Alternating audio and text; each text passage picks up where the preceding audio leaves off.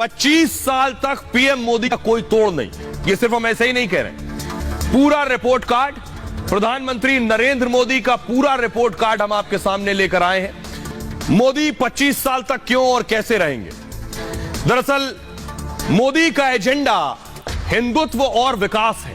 पहली बड़ी वजह यह, देश अर्थव्यवस्था में 5वें नंबर पर है और 5 ट्रिलियन इकोनॉमी का एजेंडा है। देश में निवेश तेजी से बढ़ा है और भव्य राम मंदिर का निर्माण हुआ है। काशी कॉरिडोर का विकास हुआ है, यानी एक तरफ हिंदुत्व और दूसरी तरफ विकास। महाकाल लोक का उद्घाटन हुआ, दूसरी तरफ केदारनाथ का पुनर्वास भी हुआ। साथ ही साथ बद्रीनाथ को करोड़ों की सौगात दी गई और दुनिया में देश की साख बढ़ी। प्रधानमंत्री मोदी G20 के अध्यक्ष बने, अब SCO के अध्यक्ष बनने की तैयारी है, यानी एक तरफ हिंदुत्व, दूसरी तरफ विकास। कोरोना में दुनिया को वैक्सीन दी गई और दुनिया में हिंदुत्व को पहचान दिलाई।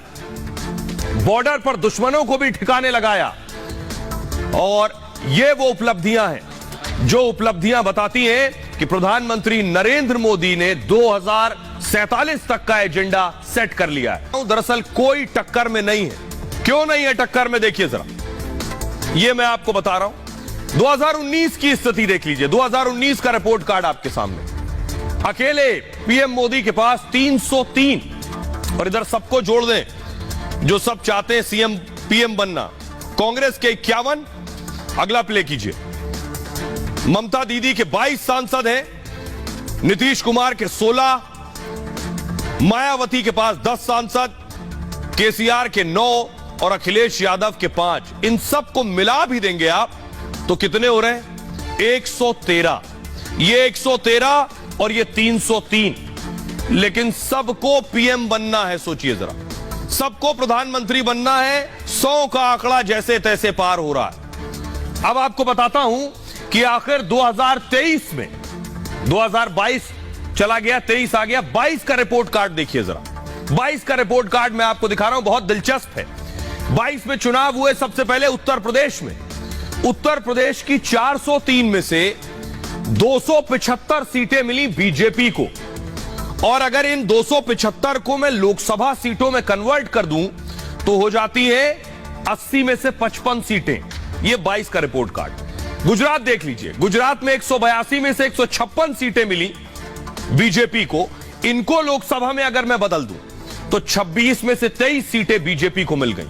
हिमाचल प्रदेश में 68 में 6, तो 2 सीटें बीजेपी के खाते में। अब जरा पूरा रिपोर्ट कार्ड प्ले कीजिए, नेक्स्ट प्ले कीजिए।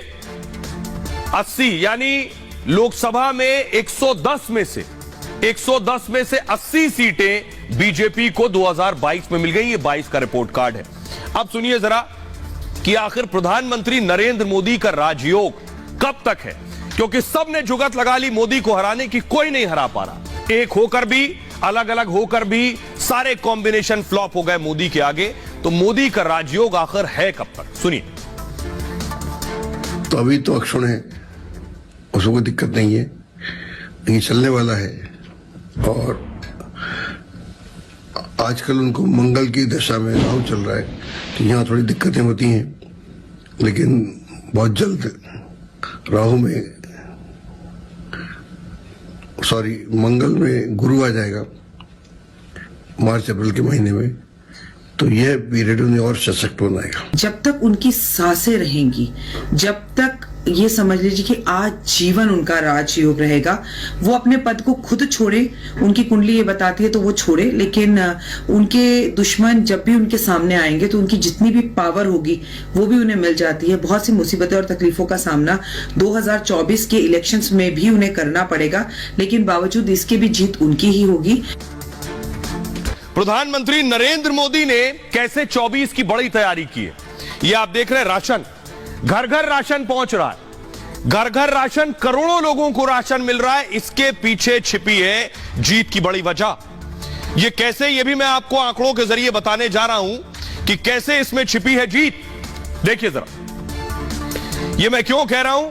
ये आप देख रहे हैं राशन, ये मोदी सरकार का सबसे बड़ा ऐलान, सबसे बड़ी योजना।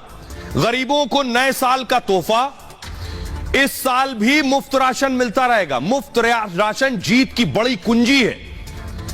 80 करोड़ लोगों को राशन मिल रहा है। कितना? 80 करोड़ लोग। गरीबों को गेहूं, चावल, चना मिलता रहेगा। केंद्र फ्री राशन पर 2 लाख करोड़ रुपया खर्च करेगा।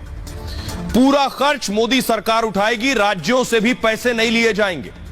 लॉकडाउन के दौरान फ्री राशन की शुरुआत हुई थी, इसका असर देखिए क्या हुआ।